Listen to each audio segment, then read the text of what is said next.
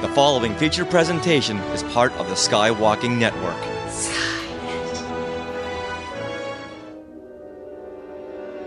Welcome to Star Warsologies, the podcast about science and other academic fields of study seen in Star Wars.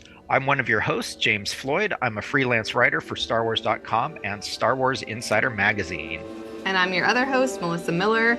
I'm also a freelance writer for Star Wars Insider Magazine, and I am the science writer at Nerdist. This episode, Star Warsologies, is going to chat about adoption, as represented in Star Wars by Luke, Leia, the foundlings, the younglings, and lots of other instances. Our guest expert today is Carrie Goldman. She is the curriculum director for the Pop Culture Hero Coalition and also the author of a blog called Portrait of an Adoption and so much more. Welcome, Carrie. Thank you. Thanks for having me. Really happy to be here with you. Yeah, no, I really appreciate it. And I'm excited. Once we started making the list of all of the different forms of adoption in Star Wars, it seems like it affects almost every person and every relationship that we've come to know and love. So I'm excited to get into it. That makes good sense because adoption really permeates our culture in many ways. I don't think people realize how many people they know who are touched by adoption or who were adopted or who have a sibling who was adopted or who placed a baby for adoption. It's amazing when you start talking about it. It's a really broad community. Well, can you quickly tell us a little bit about your personal relationship with adoption and, what those both mean to you? Sure. So my husband and I, Andrew, he is a very big Star Wars fan. We have our oldest daughter is through adoption. She was in foster care as an infant and we adopted her and she came home to us and her name is Katie. We have two other children, Dylan and Cleo. And when Katie was in first grade, I started writing a blog for the online community of the Chicago Tribune. So we live in Chicago, and the blog was called Portrait of an Adoption.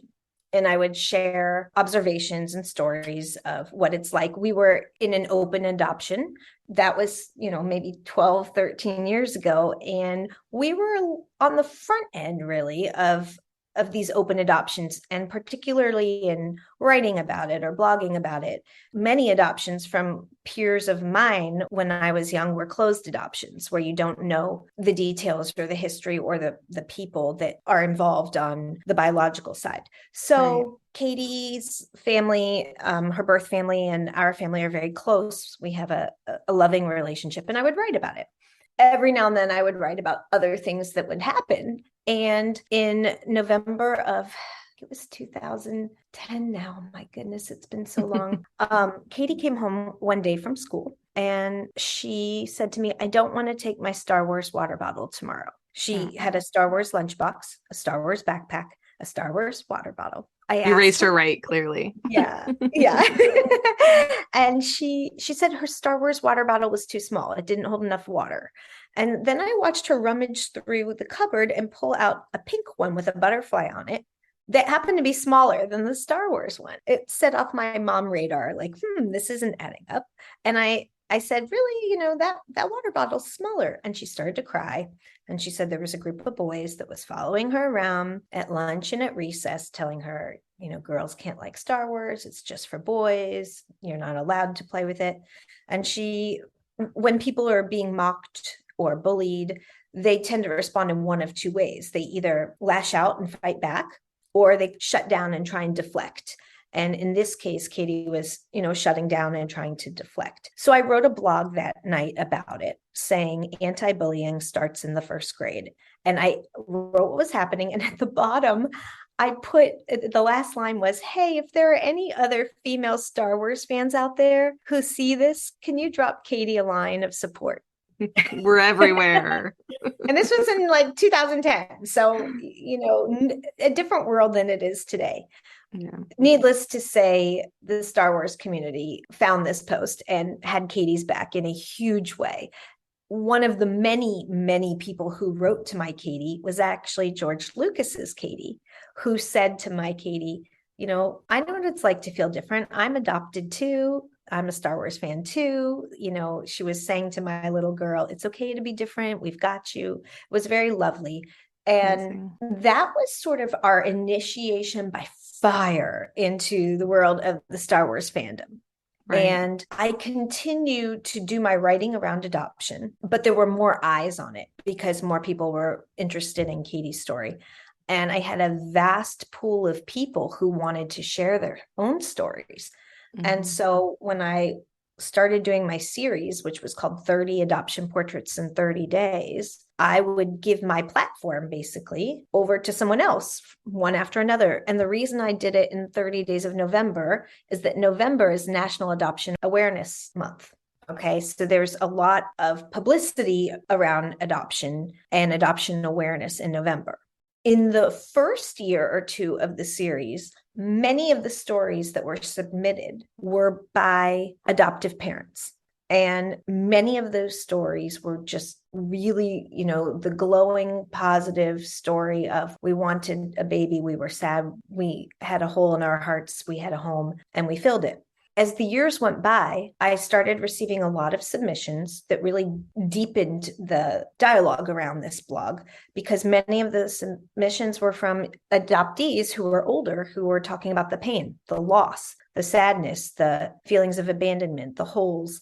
When you look then into the lens of pop culture, mm-hmm. when you bring that lens of adoption, the deeper lens of all the layers of loss, pain, and love that surround adoption, you can look at these stories, whether it's Leia or if it's, Grogu with his foster dad, who's Mando, right? My husband and I had a debate, like, what would we call this relationship? Is it a foster dad? Is it an adoptive dad?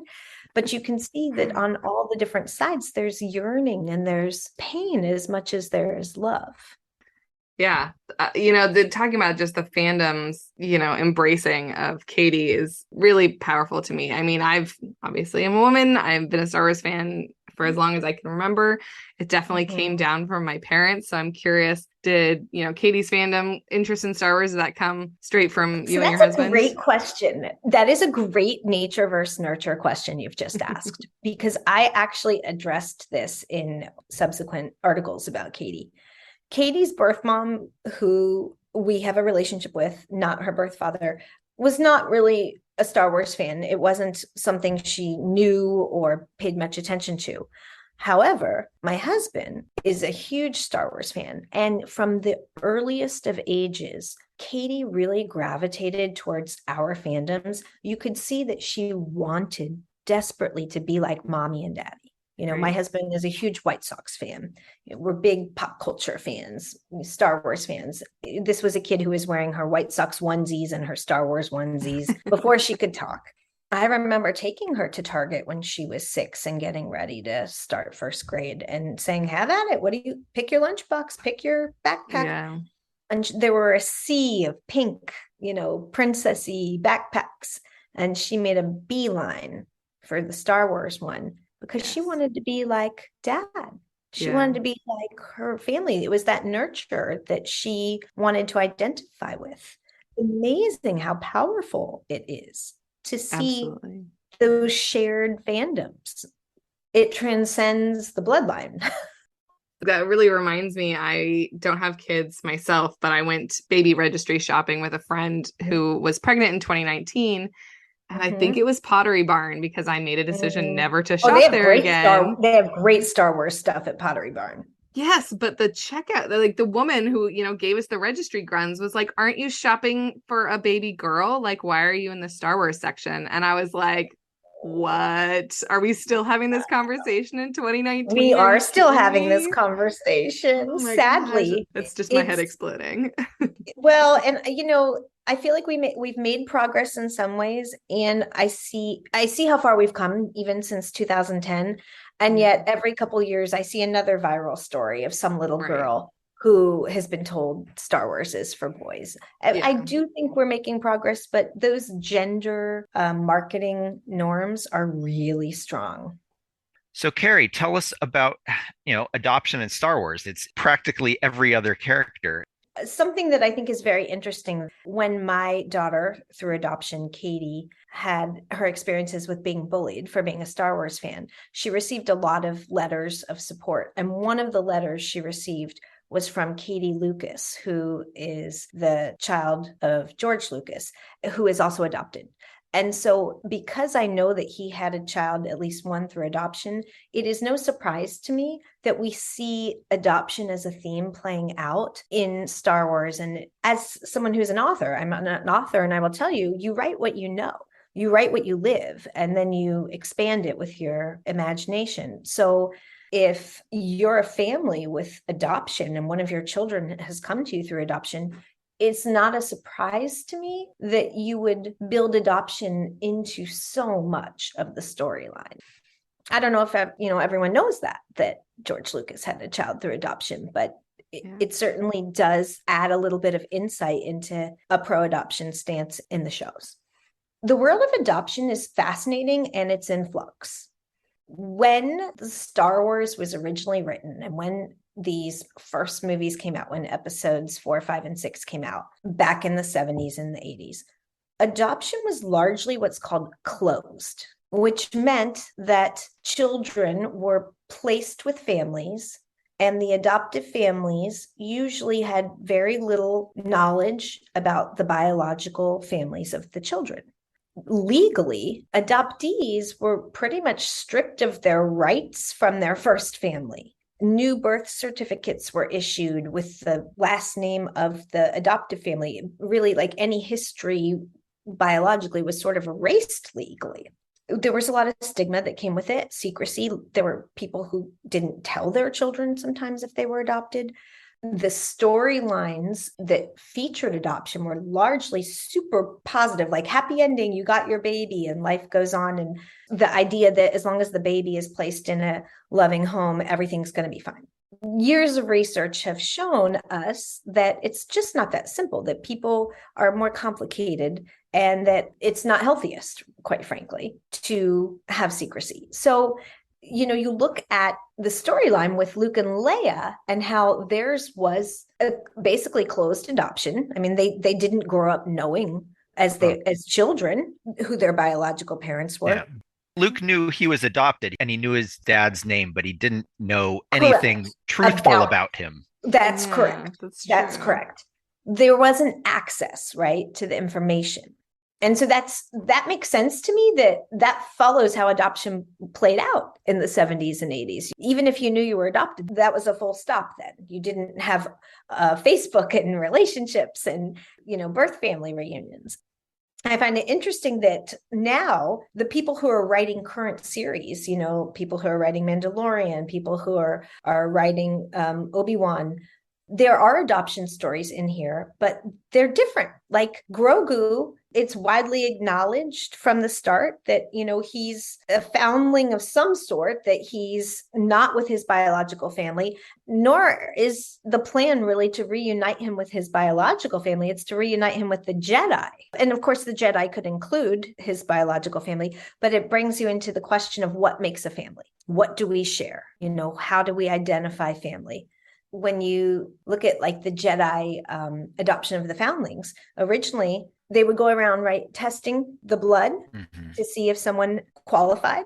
Right. So that's a very interesting concept, because if somebody qualifies to be a Jedi, what's that? Is there coercion? What happened to their birth families? Yeah. Like, how do they feel? They now take on this new identity of the Jedi where they're loved and protected and held. But in today's world, as an adoptive professional, you would have to say, was everyone on board with this? Definitely. And I think that's something that they are completely shying away from, is how the Jedi get Force-sensitive children, that they're just going to not go near that because ultimately they're stealing babies is what it is. It's a very tough line. And adoptees have really come into their own with voices of their own in the past decade. There are so many blogs and books and stories where adoptees are saying, let me tell my story. I don't want everyone else telling my story. Let me tell my story. And the stories change when you hear it from the point of view of someone who is the person navigating what have I lost and what have I gained. Right. So one of the things that we talk about a lot in adoption is the dialectics of adoption. So for example, Dialectics is the ability to hold two conflicting truths at the same time without invalidating either. You replace the word but with the word and. So here's a perfect example. Let's say that my daughter, Katie, is feeling conflicted feelings about not living with her birth family. She might come to me and say, I love you and Dad, but I wish I lived with my birth family. When she says but, it sort of invalidates the first part of her sentence. Dialectics teaches her how to say, I love you and Dad, and I wish I lived with my birth family. Right. So that she can validate both parts of her identity. And it's the ability of, Leia to say, I love my parents, and I wish I'd grown up with Luke, with my brother. This is really important. It's teaching this concept of dialectics in adoption, because adoption has so many conflicting truths. Yeah, there's a lot in there, because the separated at birth storyline is something that's super problematic. And I feel like they really, it's not the only thing that they glossed over in the prequels, but certainly them being like, oh, I'll adopt the girl, send the boy like back to Tatooine or whatever, just seemed very odd. We get, a little bit more insights into that. And I was encouraged to see, Luke's childhood with Owen and Beru and, that sort of relationship more. But it's just an odd thing. And I'm assuming the world is this way a little bit. There are some separated at birth stories. So fascinating. And what also is fascinating is Andrew is my husband, and we were thinking about this after we saw Obi-Wan. At the very beginning, Leia, there's this scene where young Leia is really pushing back against being dressed up all fancy. Remember, she's having her hair done and she's being sort of put into the clothes, and she doesn't want it. And her mom says to her, listen, this is how this family dresses. This is what this family does. This is what it means to be in this family. Like, this is what you have to do. And that is such a fascinating metaphor for how hard it can be sometimes for an adoptee who might feel like, I don't quite fit in and I'm chafing against this. And maybe I look different or I feel different inside.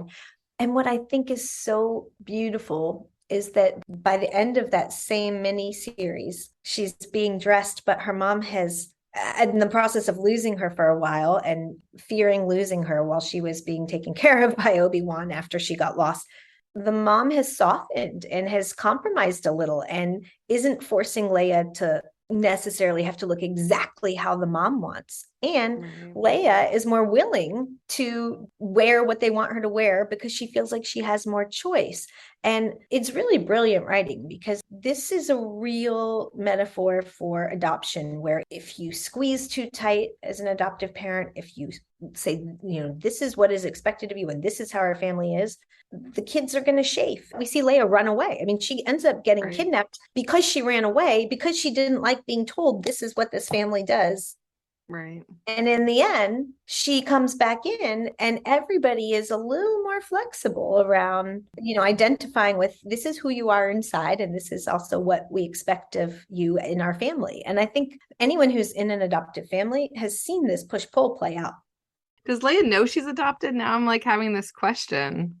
I think she does, because one of the other cousins says, you're not a real Organa, because clearly he knows that she just appeared. He isn't fazed by that at all. Nope. So she knows that. Okay. And, she complains about it. And then I love the line that her parents says of just like, when you're running this show, you get to order him around.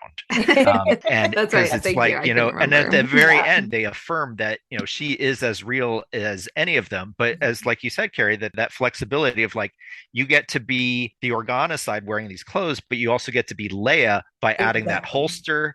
And then you see, she reaches out and holds the hand. She recognizes she is not only Leia, she is Leia Organa and also Princess of Alderaan. It's very interesting because there are so many complicated layers of identity to any human being, right? We all are complicated. And as a parent who's raised an adoptee in an open adoption for now 19 years, my oldest is 19, I can tell you that children and adults of adoption have even more complicated layers around identity. And psychologically, the healthiest thing is to make space for all the different parts of the identity to be integrated into one. So I love the way you said that, James, around how, yes, you're Leia, and you're Leia Organa and you're the Princess of Alderaan. It's like you can have all your different parts, but as long as we can integrate them and hold them all together, you'll do better.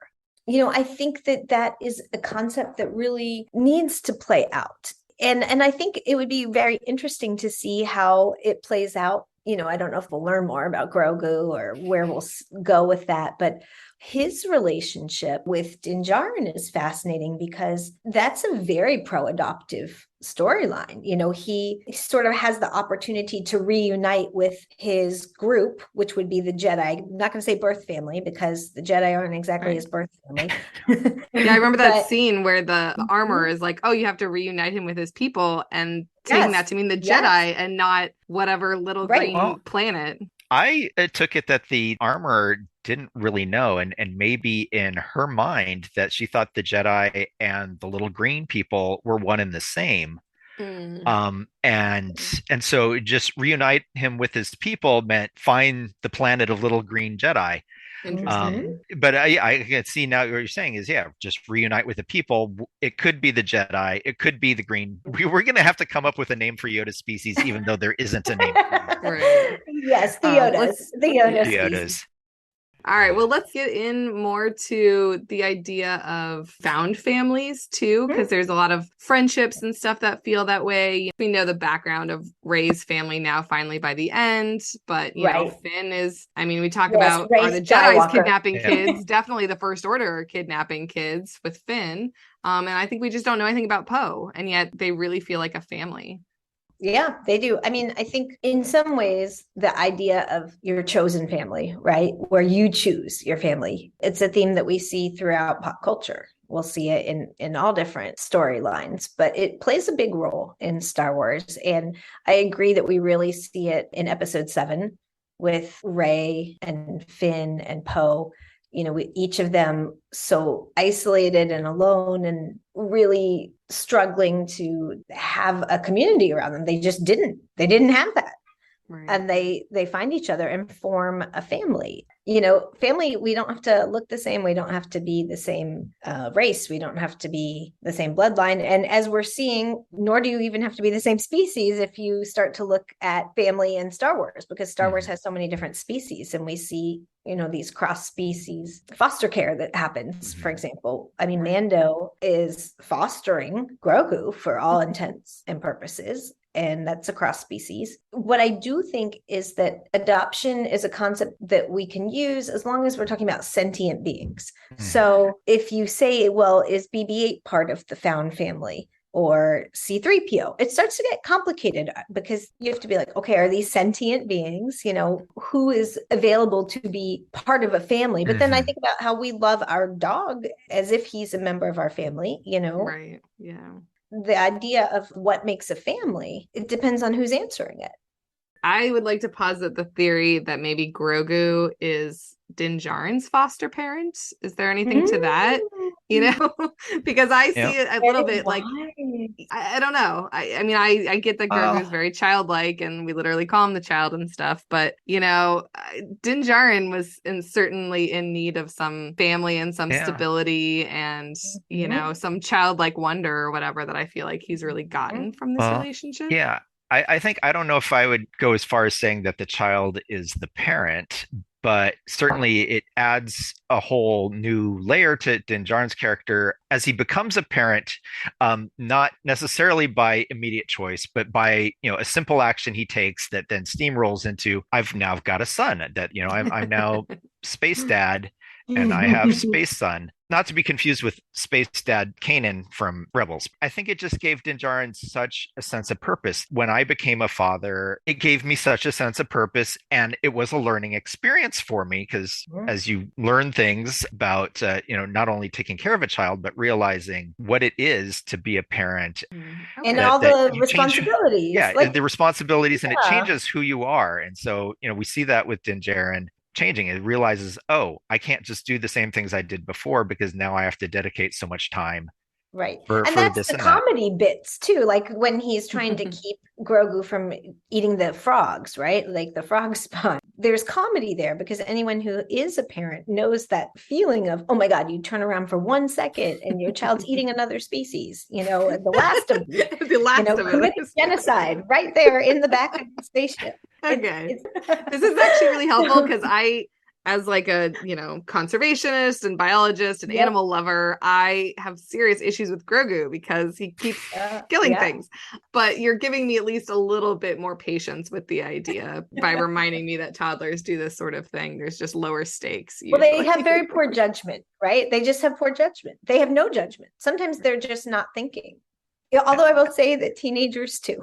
Sometimes just aren't thinking. I mean, I have poor impulse control and I'm turning 40 this week. So, like I can't really judge, I guess. Impulse is a complicated thing.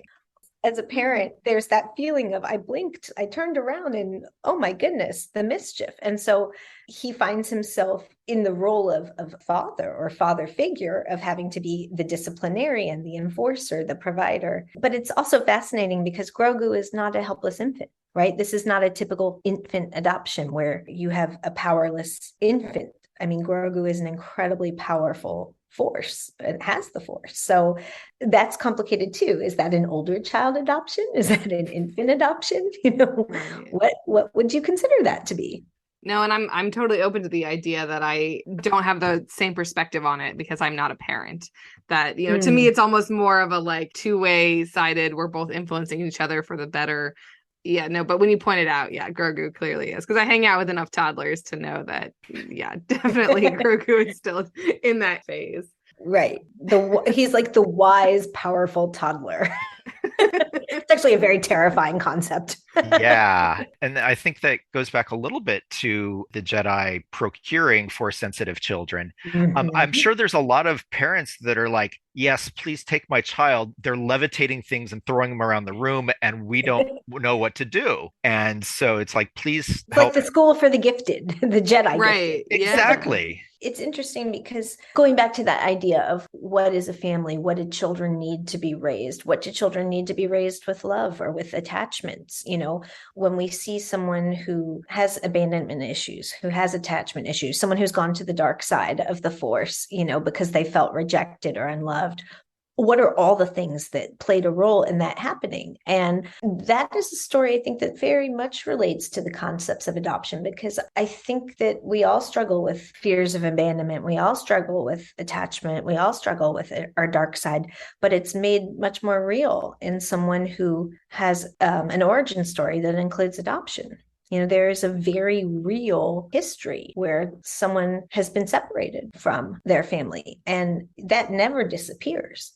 What's interesting is that it plays out differently in different people. Some people do very well. Some people have good relationships and function quite well and are doing okay. And some people are gutted by it and are not okay and not ever okay. Some of the questions that we ask in the world of adoption are what supports are in place, or what relationships are in place, or what happens that allows one person to grow up with security and stability and not another. And we see some of that when we look in the Star Wars world too. Like if you're being raised as a stormtrooper, we see that when Finn is trying to hide his horror and his trauma watching the villagers be murdered that first time. Like if you're parenting in your family, if the norm in your family is not to talk about your emotions or not to talk about your feelings, that's going to be a harder path for you. And so, it's just very interesting to see. I think the Jedi themselves are very interesting because a lot of the teaching is not to feel attachment, not to feel the emotions, not to feel the love, because it makes you vulnerable. And of course, we see this, right, with Anakin Skywalker. What happens when he feels his attachments and his love to Padme? They blossom into fear. The psychology of Star Wars is so rich in so many ways. Yeah, no, and it's good to think about all the different ways that that's represented, right? People aren't going to be the same. Their trauma is not going to affect them the same, even if it's the same, trauma. That's really interesting. And I think that they did Anakin wrong because they needed to recognize that he's not an infant being adopted, that he already has this existing relationship with his mom.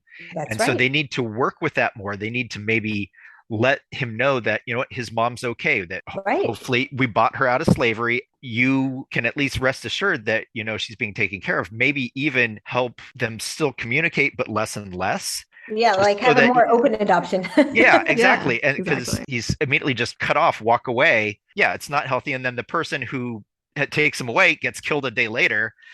Great. It's I'm true. now stuck with the guy that may or may not really want me. And that's got to mess you up pretty hard. Well, and it did, Yeah. right? Like it Yeah. did. And that's actually a very profound truth also around adoption. Not all adoptive parents are equally loving and attached either. So, you know, if the person who is raising you adores you and wanted you and pours their love into you, that's going to have a different outcome than if someone adopted you and they aren't giving you that love and that support and they aren't attached to you, or if they feel that you owe them something. You know, Right. if they feel that you owe them some loyalty, you know, sort of how like the stormtroopers make that feeling of you owe us your loyalty to Darth Vader, your loyalty to our entity should be bigger than any individual feelings you have. Yeah. That's a complicated thing. Look what happened with Finn. When Yeah. Finn's individual feelings basically didn't align with the feelings of his adoptive family, which were the stormtroopers, he ran into huge problems and he couldn't reconcile that part of him. He had to leave. Right. It shows us how if our values don't align with our family, what do we do with that? You know, where do we go with that? Right. Yeah, I don't want to give the stormtroopers, you know, the Empire any or the First Order any tips on because they clearly are in the like reprogramming vein. But I certainly also I have notes for the Jedi, right? Just in terms of how they go about those sorts of things. You know, I'm never rooting for the Sith or anything like that. But I mean, even I remember as a little kid being like, this can't possibly be, you know, the right solution in terms of telling Luke all this double speak. Oh, well, what I, you know, a certain point of view nonsense. You know, it just never sat right with me. One of the things that I really appreciate more than I did when I was a younger mother of an adopted child, life was simple in those early years. You know, our little girl loved Star Wars because we love Star Wars. Our little girl didn't care that she didn't look like us. You know, we felt the same. And 19 years in, I can tell you that it gets a lot more complicated and that the best way to do family is to hold all the different truths about who each person is in the family. Because even if you were all biologically related, that doesn't mean that someone isn't going to feel and be very different from the family. It's exciting to see these newer spin-offs with Star Wars because it's exciting to see what awareness of the world as we know it is being brought into these series, being brought into the casting, being brought into the identities of the cast. You know, it's going to be interesting to see how all these things play out in the Star Wars stories that are written now. Even if they are supposedly take place back then, we will start to see some inconsistencies because the writers of today have a different lens than the writers of 30 years ago. Yeah, we didn't even get into Reva, right? Who was a Jedi youngling and then taken in by the Inquisitors. And I mean, I found that character to be really just fascinating. Oh, absolutely. So yeah. And heartbreaking, you know, like devastating. Especially for the Grand Inquisitor, literally heartbreaking. Yeah. James. It's interesting to see, like, I loved watching Vivian portray this young Leia who we got to see this depth to her because it's very different being introduced to a character at age 10 than to being introduced to a character in their 20s. That is fascinating, right? And she's a young adoptee. A 10-year-old adoptee is going to process her world differently than an adult adoptee. And I love being able to see young Leia and how she tries to figure out what's my role in this family? How do I fit in? Am I a real Organa? Yes, I am. What does that mean? You know, what does it take to be a real Organa? And they're addressing these questions in a subtle way. Yeah, it doesn't have to be Leia's adoption story, season 2, no, Obi-Wan Kenobi. Subtle. It's just there. Yeah, it's the background to what happens in the plot of the story. That's right. And it's subtle. Like, even like you said, James, just having a character say to her, well, you're not a real Organa. Everyone knows that there are layers and layers and layers of meaning that come in that one sentence around her sense of identity and how she handles it, the confidence that she has and that she develops, and her certainty around who she is very empowering, I think, for those who've been adopted to see this on this character. I think it's a wonderful, very positive role model of seeing what it looks like to be able to step into your identity and say, I know who I am, I am me.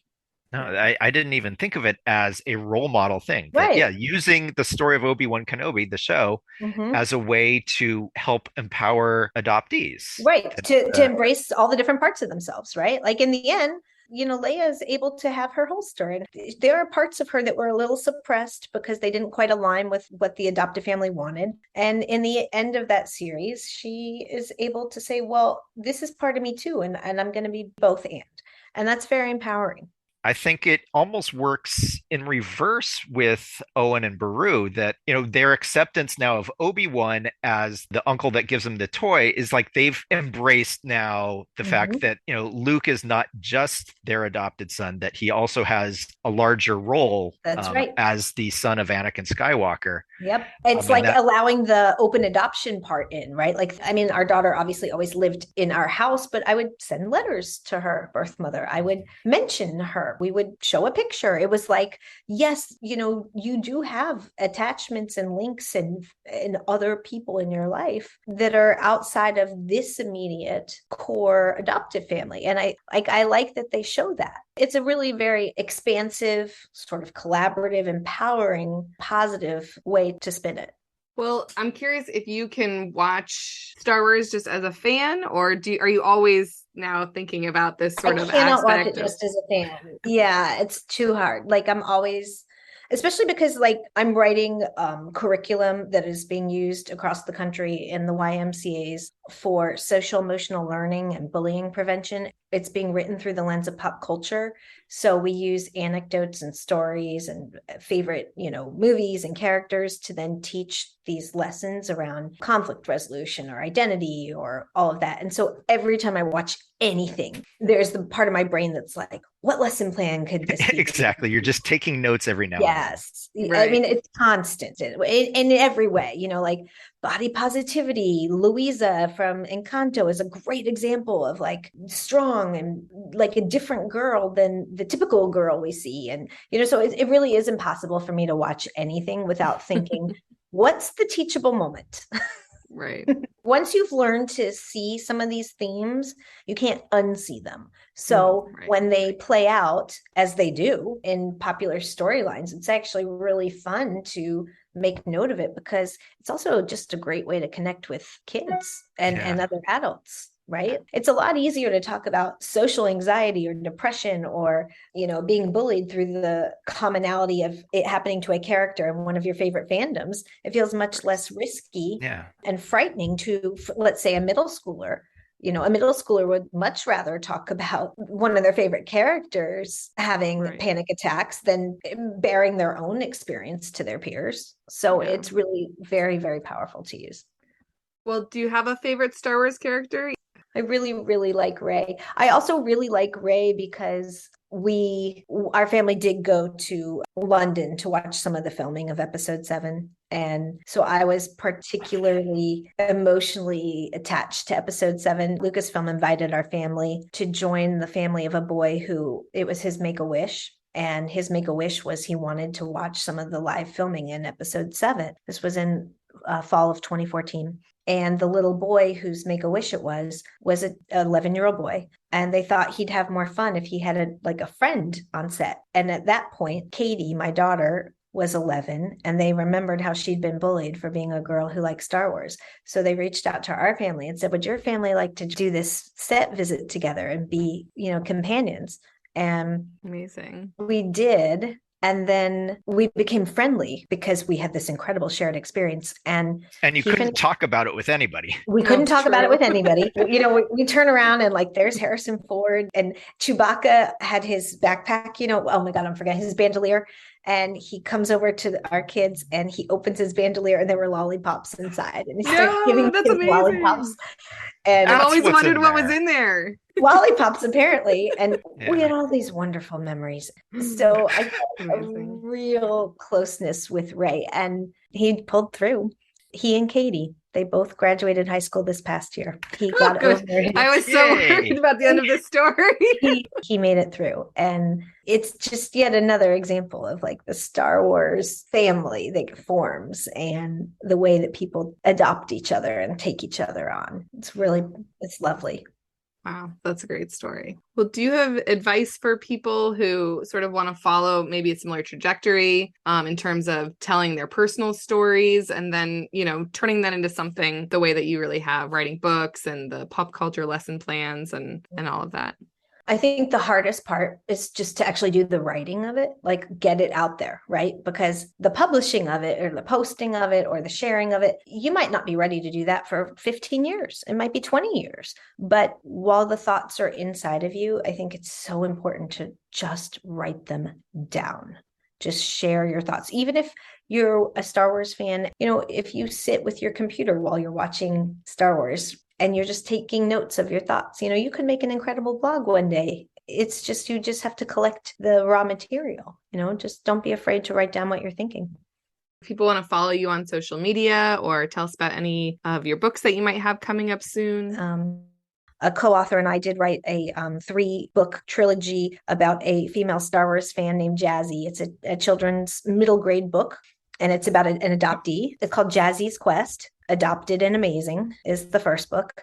And the second book is Jazzy's Quest, What Matters Most. And the third one is Jazzy's Quest, Camp to Belong. And that one takes place at a camp that's for kids who are siblings separated by adoption and foster care. It's a real place, actually, who have a chance to come together for a week. My co-author and I went and visited the camp and met kids and met, staff who work there. And then we put the third book of the series to take place there in that actual setting. Great. And there's a lot of Star Wars references. It's for kids, like depending on how your kid reads.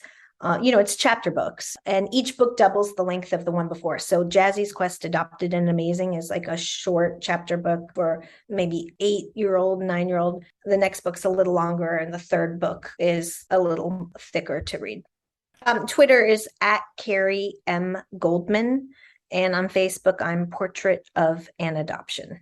Great. And we'll put links to all of that. Well, Carrie, I really want to thank you for all your time and your insights and sharing your personal stories and talking us all through with us. It was fun. A pleasure. Thank you so much for coming. That wraps up this episode of Star Warsologies. We want to thank our guest, Carrie Goldman, and we want to thank all of you for listening.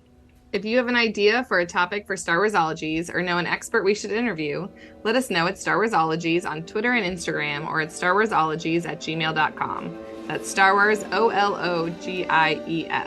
We also have a fan group on Facebook, and please also rate and review and subscribe to the podcast on your favorite service.